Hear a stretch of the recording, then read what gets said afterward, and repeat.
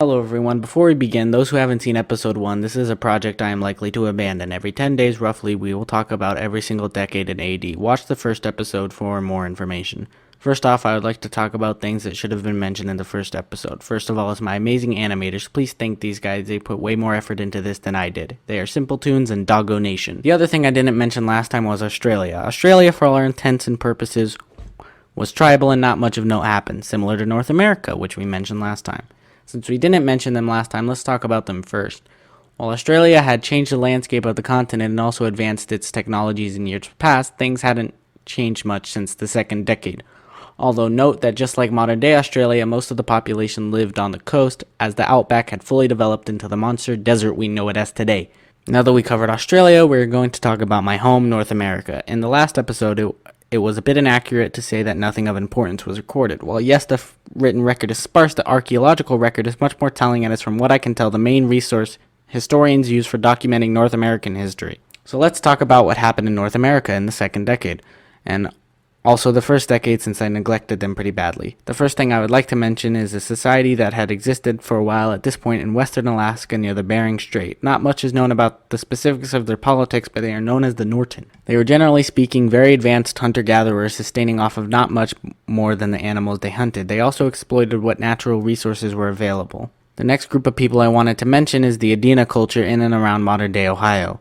The Adena mainly existed in BC. They were started in 800 BC and died out in 1 AD, although since we didn't mention them last time, I thought I should. In 1 AD, the Adena were at their peak. Large earthworks, tons of mining, and lots of logging. Although 1 AD is considered when they died out, this wasn't like an empire collapsing. This was a gradual process, and many of their traditions and customs continued even after 1D in their religion, and specifics are hard to gather due to the lack of writing. In Central America, we had the Zapotec civilization, based in modern-day southern Mexico. Since they had existed since 400 BC, like so many other things mentioned in this series, not much to note happened in the Zapotec this decade, but they exist, and that's the only criteria to get onto this series. Now we move on to South America. First of all, there was a large settlement of people in the Amazon I neglected to mention, but aside from that, there really wasn't anything that happened in this decade that I didn't talk about in the last episode. Now we shall move on to Sub-Saharan Africa. First of all, I'd like to note that I got the map of this kingdom wrong. I showed a picture of the kingdom during 100 AD, not during the first decade.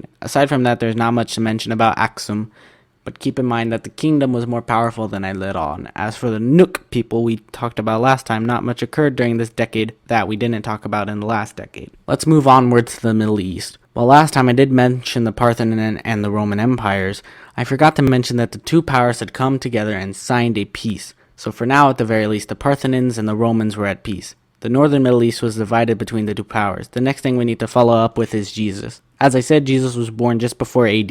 He reached adulthood by this decade. From this point forward, the world would never be the same. Towards the end of the second decade, Jesus began performing his miracles, gaining followers amongst the people of Israel. Now that we have discussed the affairs of the Middle East, let's move on to the Indian subcontinent.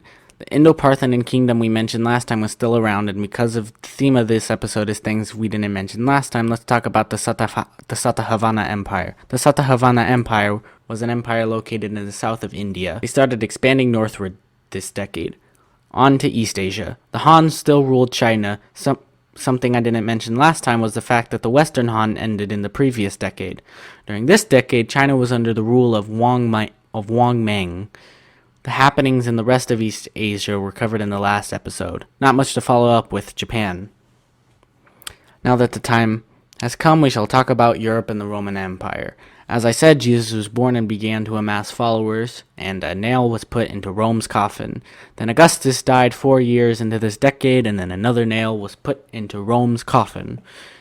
He was replaced by his stepson Tiberius, and Rome still stands, the Roman Empire still stands. It still controls Rome itself, but more nails will be put into Rome's coffin. The empire will fall.